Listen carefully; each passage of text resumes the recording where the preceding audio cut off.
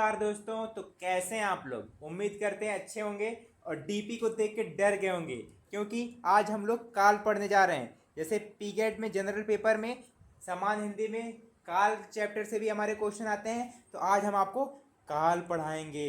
तो काल का डीपी आप लोग देख रहे होंगे। इसी काल को दोस्तों इंग्लिश में टेंस कहते हैं। तो काल को हम लोग स्टार्ट करते हैं बेहतरीन तरीक़ों से।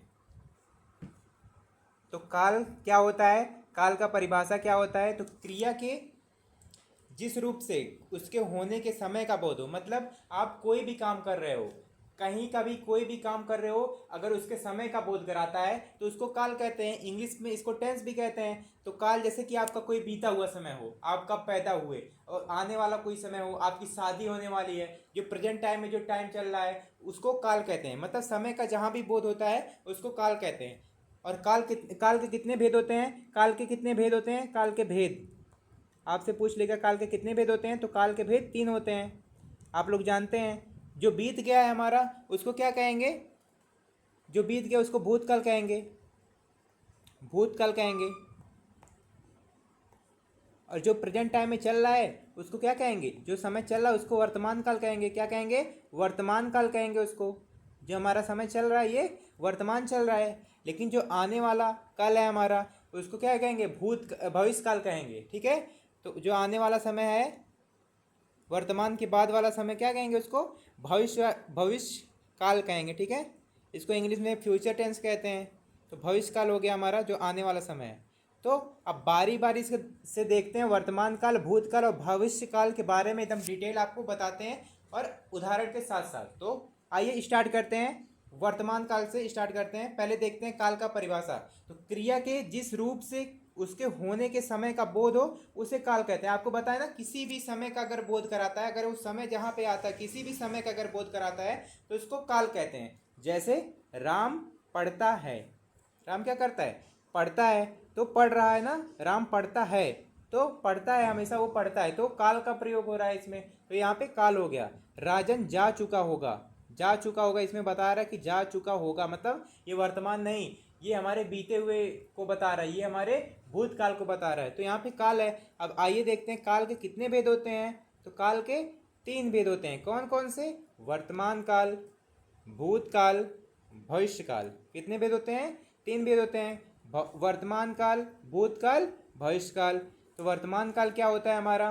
क्रिया के व्यापार की निरंतरता को वर्तमान काल कहते हैं। अर्थात क्रिया का वह रूप जो वर्तमान समय का बोध कराता है उसे वर्तमान काल कहते हैं। तो वर्तमान काल, वर्तमान को पढ़ के ही लग रहा है ना, निरंतरता, मतलब जो प्रेजेंट टाइम में हमारा चल रहा है, जो वर्तमान समय में हमारा जो चल रहा है टाइम, जो टाइम पीरियड चल रहा है वर्तमान समय में, उसी को वर्तमान काल कहते हैं। जैसे आकांक्षा पढ़ती है, आकांक्षा क्या करती है? पढ़ती है।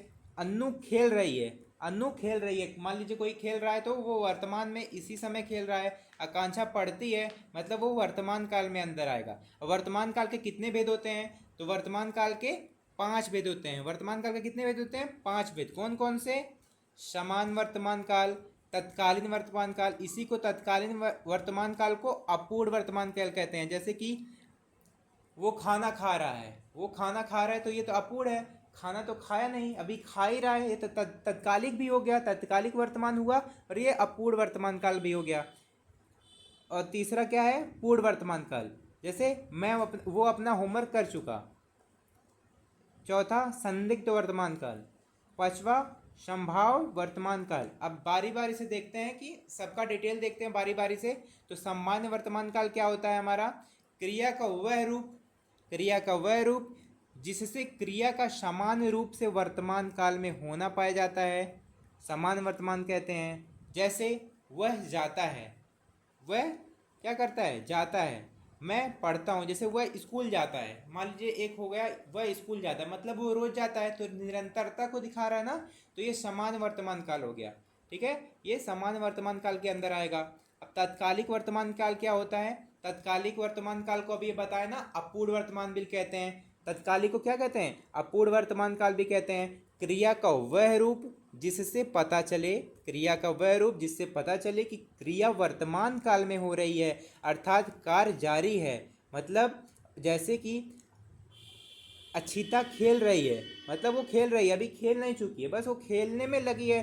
तो ये तत्कालिक हो गया और अपूर्ण भी हुआ क्योंकि वो पूरा नहीं है। राज पढ़ रहा है, वो पूरा भी पढ़ नहीं चुका है, ठीक है, पढ़ रहा है, तो ये तत्कालिक हुआ और इसको अपूर्ण वर्तमान भी कहते हैं। अब तीसरा देखते हैं, पूर्ण वर्तमान काल।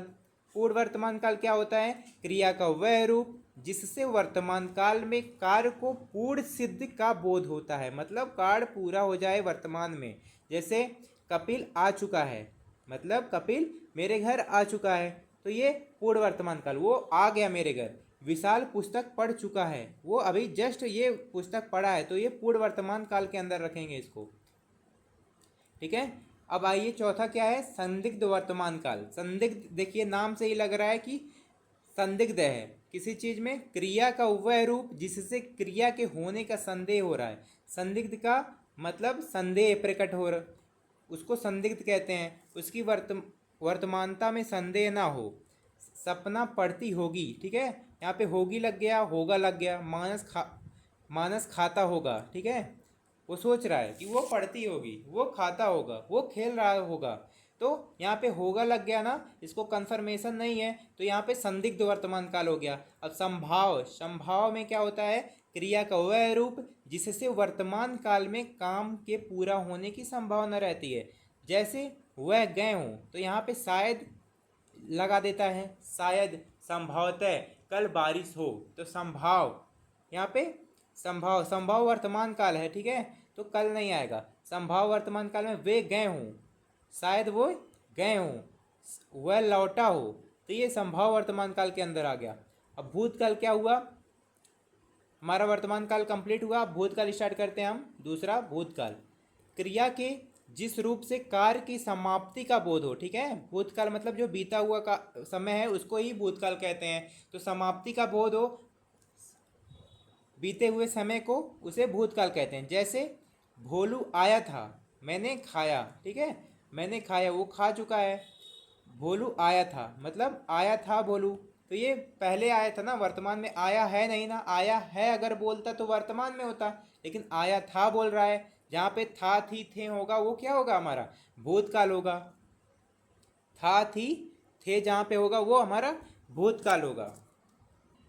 तो भूतकाल हमारे बीते हुए समय को दर्शाता है, वो भूतकाल होता है। अब भूतकाल भी के 6 भेद होते हैं, तो 6 भेद देखते हैं कौन कौन से होते हैं। भूतकाल के भी कितने होते हैं? 6 भेद होते हैं। आपसे डायरेक्ट भी पूछ सकता है कि भूतकाल के कितने भेद होते हैं, तो 6 बताएंगे आप। पहला क्या होता है हमारा? समान भूतकाल।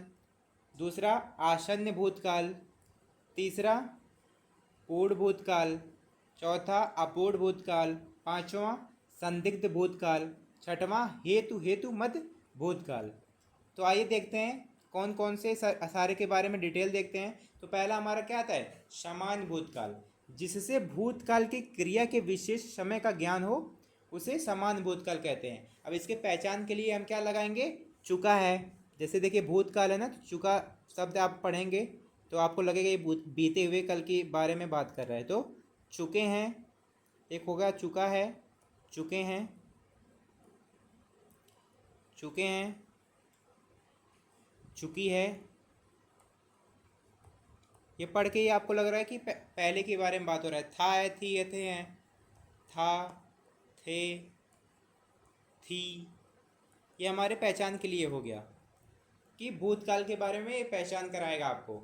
अब जैसे समान भूतकाल का श्रेया आई, श्रेयस गया, तो वो श्रेया आई मतलब वो आ चुकी है, श्रेयस गया वो जा चुका है, तो ये हमारा समान भूतकाल हो गया। अब आसन्न भूतकाल क्या है? क्रिया के इस रूप से क्रिया की समाप्ति निकट भूत में या तत्काल ही सूचित होती है, ठीक है। ये आसन्न मतलब, आसन्न मतलब अभी अभी। जैसे मैंने खाना खाया है, मतलब वो खा चुका है, खाना खा चुका है, अभी अभी खाया है, तो इसीलिए आसन्न। आसन्न के लिए क्या होता है? जस्ट, तुरंत के बारे में बताता है। तुमने पुस्तक पढ़ी है, मतलब वो आज तुरंत के बारे में पूछ रहे थे, क्या तुमने पुस्तक पढ़ी? तो ये आसन्न भूतकाल के अंदर आएगा। यहाँ से आप देख सकते हैं, यहाँ से पहचान कर सकते हैं, चुका है, चुकी है, चुके हैं, था, थे, थी। अब ये यहाँ तीसरा आता है पूर्ण भूतकाल। पूर्ण भूतकाल क्या होता है? क्रिया के उस रूप को पूर्ण भूतकाल कहते हैं जिससे क्रिया की समाप्ति, क्रिया की समाप्ति के समय का स्पष्ट बोध हो कि क्रिया का समाप्त हुए काफ़ी समय बीत चुका है। जैसे उसने शिवांग को मारा था, शिवांग को उसने मारा था, ये कंफर्म है कि शिवांग को उसने ही मारा। तुमने मेरा घर देखा, तो ये क्या हो गया, पूर्ण भूतकाल हो गया।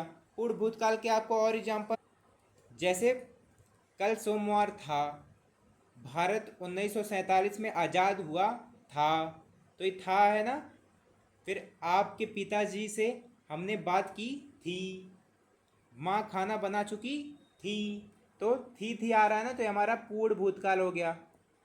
फिर अपूर्ण भूतकाल क्या होता है, क्रिया के इस रूप से यह ज्ञात होता है कि क्रिया भूतकाल में संपन्न हो रही थी, परंतु उसकी समाप्ति का पता नहीं चलता है। जैसे ममता गीत गा रही थी, मतलब वो देख रहा था कि ममता गीत गा रही थी, मतलब वो पूरा नहीं है, उसको अपूर्ण भूतकाल है वो।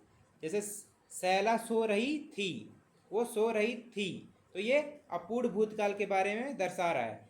इसका और एग्जाम्पल, जैसे कि लोग बड़ी बड़ी गाड़ियां लेकर आ रहे थे, नादान बालक ब्लूटूथ चला रहा था, तो ये क्या हुआ, ये अपूर्ण भूतकाल का उदाहरण हो गया।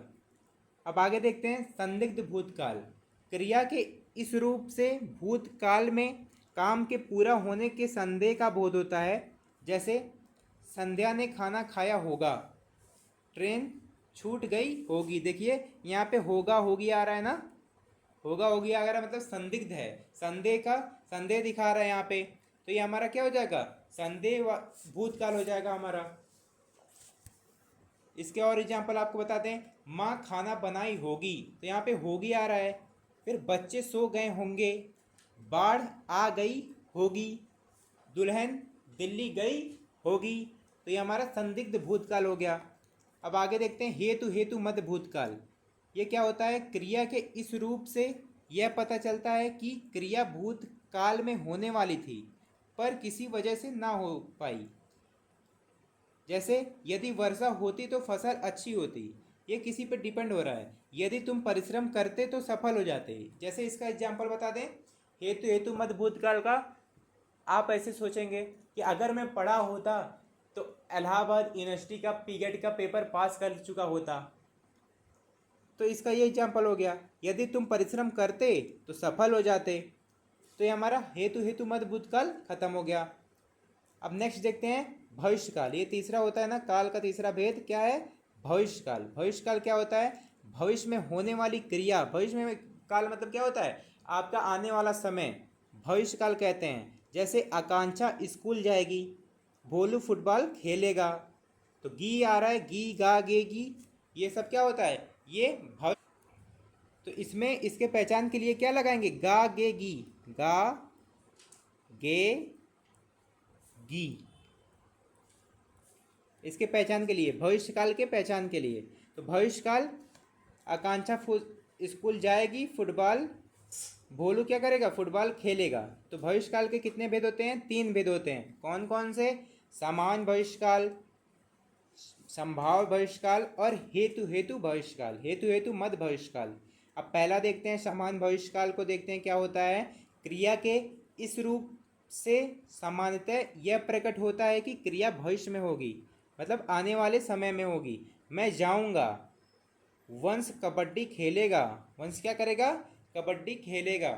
कल हम शहर में नहीं रहेंगे, कल बृहस्पतिवार है, कल हम लखनऊ जा रहे हैं, मैं अधिकारी बनूंगा। तो ये सब क्या है, आने वाले समय का बोध करा रहा है ना, तो ये सामान्य भविष्यकाल हो जाएगा। अब दूसरा देखते हैं संभाव भविष्यकाल। संभाव नाम पढ़ के ही लग रहा है कुछ संदेह है, तो क्रिया के जिस रूप से भविष्य में किसी कार्य के होने की संभावना हो, ठीक है। जैसे कि अभी आपसे कोई कह दे कि कल बारिश होगी, तो कंफर्म थोड़ी है कि कल बारिश होगी, संभाव है कि कल बारिश हो, ठीक है। ये कंफर्म नहीं ना किया जा सकता। अभी कोई कह दे कि 10 दिन बाद भूकंप आएगा, तो उसको ये कंफर्मेशन नहीं है कि 10 दिन बाद भूकंप आएगा ही आएगा, वो संभाव है। तो शायद कृष्णा कल आएगी, शायद लग गया। लगता है बारिश होगी, लग रहा है ना बारिश होगी, तो ये संभाव के अंदर आ गया। जैसे संभावतः कल छुट्टी रहे, संभावतः का प्रयोग हो गया। संभावतः शब्द क्या है, संभाव भविष्यकाल के बारे में दर्शा रहा है ना, कल तापमान में वृद्धि होने की संभावना है। क्या है? संभावना है, वृद्धि होगी नहीं, संभावना बता रहा है। तो ये हमारा संभाव्य भविष्यकाल हो गया। संभावतः बारातियों को एक कुंटल आलू खिलाना पड़े, तो ये क्या है? संभावतः। तो ये संभाव्य भविष्यकाल के अंदर आ गया। अब हेतु भविष्यकाल क्या होता है? जब भविष्य में एक क्रिया का होना दूसरी क्रिया के होने पर निर्भर करता, तो उसे हेतु भविष्यकाल कहते हैं। जैसे वह आए तो मैं जाऊं, आप कमाएं तो हम खाएं, अगर पिताजी आए तो उन्हें यह पत्र दे देना। और इसका उदाहरण बताएं आपको, यदि धूप तेज होगी तो हम बाहर नहीं जाएंगे। इस समय धूप बहुत तेज हो रही है ना, तो इस पे उदाहरण है। यदि धूप तेज होगी तो हम बाहर नहीं जाएंगे। अगर मंत्री जी आएंगे तो गरीबों को क्या बांटेंगे? कंबल बांटेंगे। तो ये हमारा हेतु मध्य भविष्यकाल हो गया। तो उम्मीद करते हैं दोस्तों काल आपको एकदम अच्छी तरीके से समझ में आया होगा, और हम आपको एक एक चीज़ एक एक टॉपिक अच्छे से समझाने की कोशिश किए हैं। अगर आपका कोई भी डाउट होता है तो आप कमेंट में पूछेंगे, हम आपका ज़रूर रिप्लाई देंगे। अगर आपको और भी किसी टॉपिक पे वीडियो चाहिए, टीगेट के किसी भी टॉपिक पे अगर आपको वीडियो चाहिए तो आप कमेंट कर सकते हैं, हम आपके लिए वीडियो लेकर ज़रूर आएंगे। ठीक है दोस्तों, जय हिंद, धन्यवाद।